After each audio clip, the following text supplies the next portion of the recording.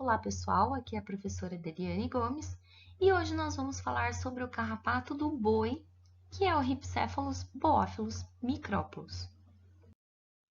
Bom pessoal, o carrapato do boi, no passado, ele era chamado de boófilos micrópolos.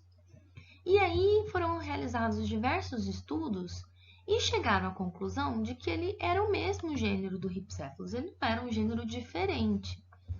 Então, transformaram ele em Rhipicephalus micrópolos. Mas a gente ainda tinha muito enraizado o nome Boófilos. E aí, por conta disso, ele acabou ficando como um subgênero. Então, o nome completo dele é Rhipicephalus boófilos micrópolos. Mas é possível que vocês encontrem ainda esses dois sinônimos em alguns livros ou artigos científicos. Bom, ele acomete quem? Primariamente ruminantes, né? Principalmente bovinos. Porém, ele pode acometer também ungulados silvestres. Mas se tiver cão na propriedade dando bobeira, ele acomete também, tá? Então, assim, gente, embora os bovinos sejam o hospedeiro principal do Rhipicephalus boófilos micrópolos, ele pode acometer aí uma diversidade de outros hospedeiros. Todos os anos, o boófilos, né, o Rhipicephalus boófilos micrópolos, ele causa aí prejuízo na casa de bilhões na pecuária brasileira. Por quê? Porque ele tem diversas formas de causar prejuízo. Então, a primeira é pelo fato dele ser um espoliador de sangue. Para vocês terem uma ideia, uma fêmea engurgitada, né, uma fêmea aí próxima a fazer sua oviposição, ela pode ingerir durante o repasto sanguíneo até 2 ml de sangue. E aí, gente, dependendo da quantidade de parasitos que nós temos sobre o corpo do animal, claro que a gente vai ter queda na produção de leite, queda na produção de carne. Outra coisa, esses carrapatos, né? Então, eles também têm a habilidade de inocular toxinas nesses hospedeiros. E aí a gente tem uma diversidade muito grande de alterações fisiológicas que esses hospedeiros podem apresentar, como, por exemplo, ficarem inapetentes. Então, se um bovino, que é um animal de produção, não se alimenta, ele não ganha peso e ele não produz leite. E como consequência, o produtor ele acaba tendo prejuízo. Como se não bastasse, esse carrapato ele também veicula outros agentes. Como quem? Como o anaplasma, a babésia e ainda a Ehrlichia bovis. E aí, principalmente o anaplasma e a babésia, eles são os agentes causadores da tristeza parasitária bovina. Então, como se não bastasse a presença do carrapato, o produtor agora ainda precisa tratar essas doenças. Bom, e para finalizar, no local onde o carrapato realiza a picada, no local onde ele expolia sangue, ainda ocorrem lesões no couro desse animal.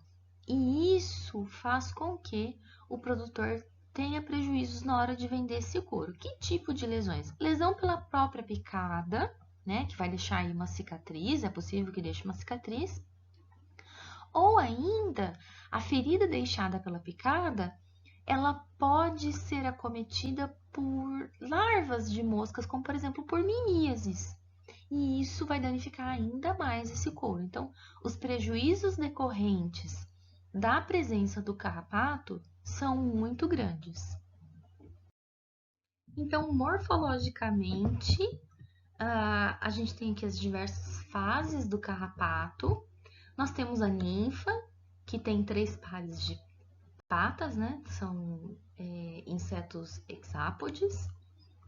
Após o miquidise, essa ninfa se transforma em larvas, e as larvas são octópodes, então elas têm 4 pares de patas. As larvas sofrem uma nova ecdise e se diferenciam em adultos, fêmeas ou machos. E aqui a gente tem a morfologia da fêmea quando está engurgitada, né? A fêmea teleógena, que pode conter até 3.000 ovos dentro dela. Então, observem que para muitas pessoas, a fêmea teleógena eles consideram como se fosse um carrapato de espécie diferente. Então, o pessoal vai falar, ai, aquele carrapato feijão, né? Não é um carrapato feijão, nada mais é do que uma fêmea, abre aspas, gestante. Bom, pessoal, e como é o ciclo desse carrapato? Esse carrapato é um carrapato chamado de monoxeno, ou seja, todo o ciclo dele se desenvolve em cima de um único hospedeiro. Esse carrapato ele só desce para o ambiente quando a fêmea teleógena vai fazer ovoposição. Então, todo o restante do ciclo vai acontecer em cima do hospedeiro. Então, vejam bem, a fêmea desce para o ambiente, né? Desce para o pasto, por exemplo, e realiza a postura dos ovos. Desses ovos vão eclodir, então, as larvas. Observem que a gente tem uma subclassificação de larvas, mas vocês não precisam se preocupar com isso, né? Então, neolarva, metalarva. Essa larva, ela sente fome, ela precisa se alimentar, então ela sobe no animal. A partir do momento, então, que ela subiu no animal, ela vai se transformar em ninfa. Ela ganha aí seu 4º par de patas e se transforma em ninfa. A ninfa se diferencia em metaninfa e as metaninfas sofrem uma nova equidise e se transformam em adultos, fêmeas ou machos. O adulto, o macho adulto vai fecundar a fêmea, vai fertilizar a fêmea e essa fêmea vai se transformar em uma teleógena, que é a fêmea engurgitada, e ela desce para o ambiente para dar origem, então, para realizar, então, a oviposição. Aqui está mostrando, então, o ciclo, novamente. Então, a gente tem a fêmea engurgitada, que desce para o ambiente para fazer a oviposição.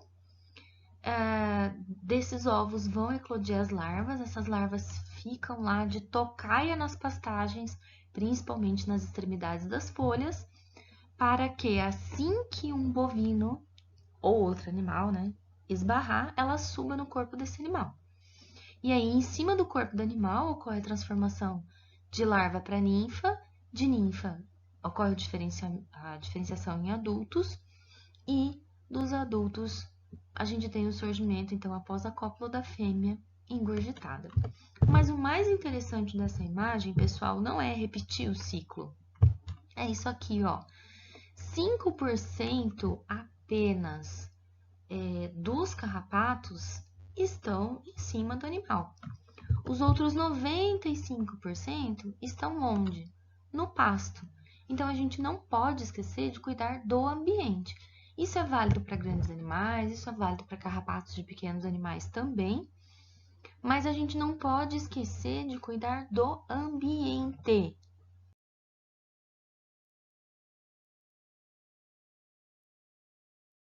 E como que nós fazemos o controle desse carrapato, então?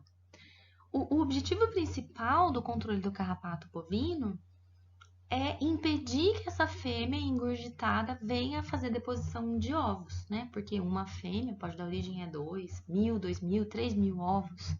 Então, esse é o nosso objetivo. E para isso, a gente precisa fazer um controle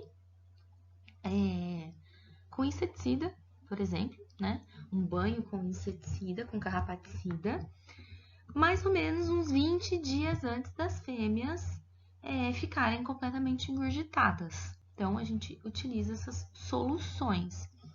Então, o ideal seria que a gente repetisse, durante o período de surto de carrapatos, seria ideal que a gente repetisse os banhos a cada 21 dias, Para quê? Para reduzir ao máximo a oviposição e, consequentemente, larvas e ninfas que estão no pasto e vão subir no corpo dos animais. Então, vários ciclos de 21 dias, aplicação de banhos a cada 21 dias, já são um excelente começo no controle do carrapato bovino.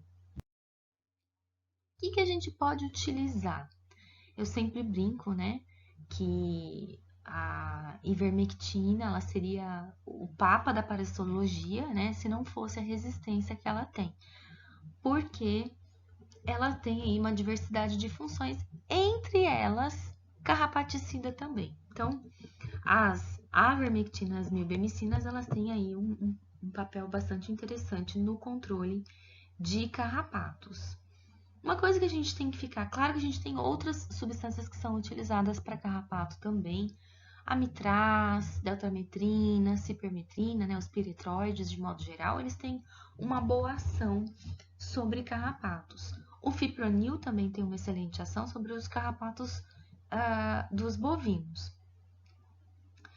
Bom, pessoal, uma coisa que a gente tem que ter em mente é que um único tratamento acaricida, ele pode até derrubar todos os carrapatos que tem sobre o corpo do animal, mas ele não previne reinfestação, tá? Eu simplesmente estou limpando o animal naquele momento.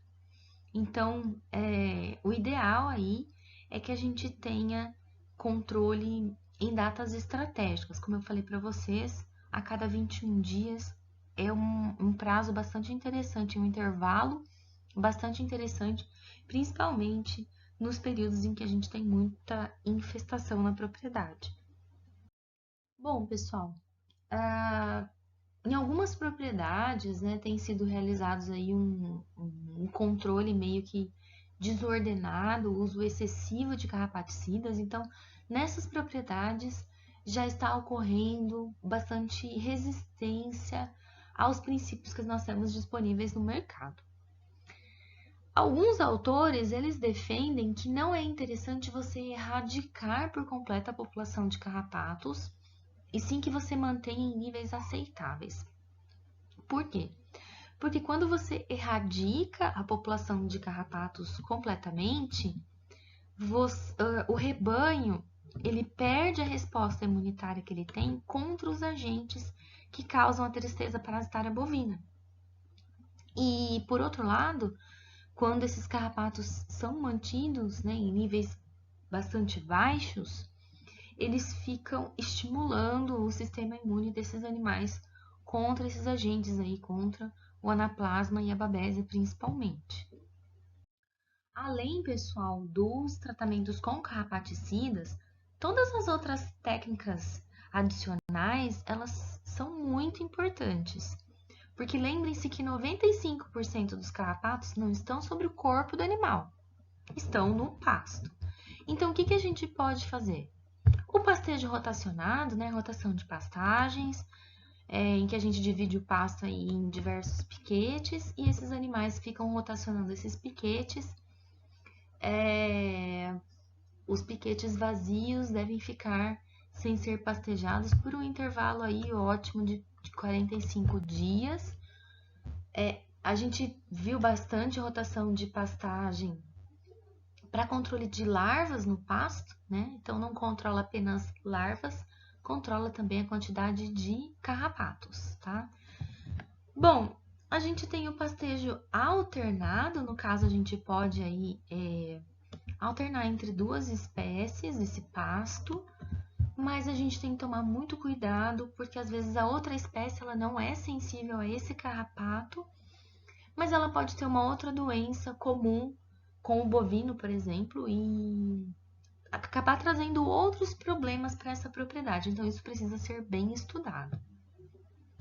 Bom, o próprio capim, a escolha do capim pode nos ajudar na redução de carrapatos. A gente tem, por exemplo, o capim gordura, que o carrapato acaba não se adaptando muito bem para ele. Então, se é um problema na região, a quantidade de carrapatos, a gente pode optar por um capim que não favoreça o crescimento desses artrópodes. A gente pode utilizar algumas aves que se alimentem de carrapatos, né? Algumas aves aí chamadas de carrapateiras, por exemplo, as galinhas da Angola. E a gente pode deixar esses animais soltos no pasto, porque eles vão se alimentar desses carrapatos. A gente só tem que tomar cuidado aí, porque eventualmente alguns produtos utilizados em excesso nos bovinos podem acabar sendo tóxicos para ela. Bom, a gente tem também alguns produtos, algumas plantas que são fitoterápicas, né? Então, por exemplo, o capim-ninho, capim-cidreira, as folhas de pinheiro, em alguns lugares eles têm sido utilizados aí como controle de parasitos e tem dado uns resultados bem legais. E por fim, né, a gente pode fazer o tratamento químico, que eu acabei mencionando para vocês. E quando esse tratamento químico estiver sendo realizado, é importante que a cada 2 ou 3 aplicações o princípio seja substituído por um outro princípio, de preferência um princípio aí de uma classe farmacológica diferente. Para quê? Para que não ocorra resistência dos carrapatos dessa propriedade a esses princípios. Pessoal, aqui a gente tem uma tabelinha com os princípios mais utilizados no Brasil, os princípios carrapaticidas mais utilizados no Brasil. Então, vejam, são muito utilizados o fipronil, algumas associações, então vejam, cipermetrina, clorpirifos são bastante utilizados no Brasil, diclorvos mais clorpirifos, amitraz, bastante utilizado, muito utilizado. Deltametrina também é um princípio muito utilizado no Brasil. Vejam, aqui a gente tem 3 princípios que têm ação carrapaticida. Eu mencionei a dose aqui no canto, mas vocês podem ver que todos utilizam a mesma dose, 200 microgramas por quilo de peso vivo, o que dá cerca de 1 ml para cada 50 quilos do animal, né, de peso do animal. Bom, então nós temos aqui ivermectina, abamectina e doramectina. Se você chega em uma propriedade e você tem esses 3 princípios à sua disposição, qual você usaria primeiro e por quê? Pense. Pensaram? Então tá, então agora vamos conversar. Pessoal, o ideal é sempre começar pelo princípio mais antigo, mais simples, mais barato. Por quê? Nossa, mas pode ser que já tenha resistência. Tudo bem, se você já tem relatos de resistência na propriedade, vá para o próximo. Mas se você não tem, comece no princípio mais simples. Primeiro, os efeitos colaterais dele já são bem conhecidos por ele ser o mais velho, o mais estudado. Segundo, costuma ser o mais barato, né, os princípios mais antigos. E terceiro, a gente sempre parte do mais simples, né, do mais velho para o mais novo. Por quê? Porque se você já começa do mais novo, por exemplo, né, se eu já começar pela doramectina, eu vou obter resultado? Vou. Mas aí, se eu já tiver resistência à doramectina, existe um outro princípio mais novo do que ela para eu substituir por ela? Posso tentar outros princípios novos, moxidectina, mas nesse exemplo que eu estou dando, a gente só tem esses 3 à disposição. Então, pensem nisso, é o mesmo princípio que a gente utiliza para antibiótico. Primeiro eu começo dos mais simples. Se os mais simples não derem resultado, aí sim a gente vai para antibióticos mais complexos. Claro que a gente não está falando de antibiótico, estamos falando de carrapaticida. Mas o princípio farmacológico por trás da escolha é o mesmo. Então, tenham sempre isso em mente. Bom, então agora que a gente já sabe escolher o princípio, só falta a gente aprender a preparar a solução para dar banho nos animais. Lembrando que os princípios carrapaticidas podem ser pulverizados no animal, podem ser aplicados na forma de banho, né? Por exemplo, banheiras, pode ser utilizado na forma de puron, spot-on, ou ainda pode ser aplicado subcutâneo nesses animais. Bom, em específico sobre o banho aspergido ou banho em banheira propriamente dito, como que deve ser? O que a gente tem que saber? Primeiro a gente tem que saber preparar a solução. Então, para preparar a solução, eu tenho que seguir as instruções do fabricante. Então, por exemplo, se é 20 ml do princípio em 20 litros de água, eu tenho que respeitar essas concentrações à risca. Mas eu não devo despejar os 20 ml de solução diretamente nos 20 ml de água. Então, perdão, 20 litros de água. Eu devo primeiro diluir essa solução em 2 a 3 litros de água. Em seguida, a gente mistura muito bem. E aí, depois que foi feita essa diluição, somente depois, eu completo o volume final para 20 litros já no pulverizador. Pode ser utilizado diversos tipos de pulverizador, por exemplo, a bomba costal ou uma bomba própria para isso.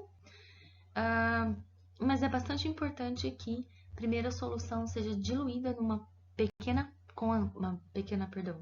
quantidade de água e em seguida essa quantidade despejada para completar o volume final dessa solução. E aí, pessoal, é bastante importante que seja utilizado o equipamento de forma correta. Então, os equipamentos de aplicação, muitos deles também vêm com manual de instruções e isso precisa ser seguido. Sejam ele pulverizador costal, aquele que é colocado nas costas e aí o aplicador vai bombeando manualmente.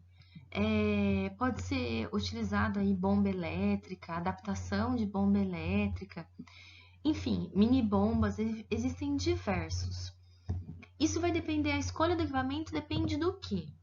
Depende do tamanho do rebanho, né? Então, se você tem 2 vacas, compensa você utilizar um pulverizador costal e não comprar uma bomba de pulverização.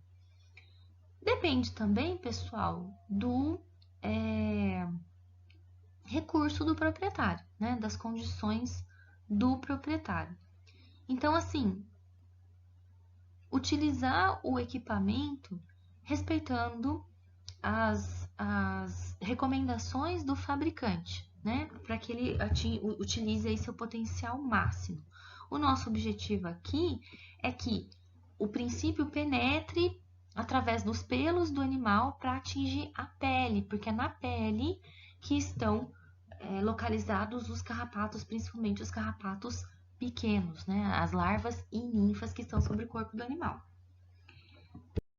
É importante também que o aplicador esteja utilizando equipamentos de proteção individual completos, máscaras, luva, roupa apropriada para essa aplicação, tá?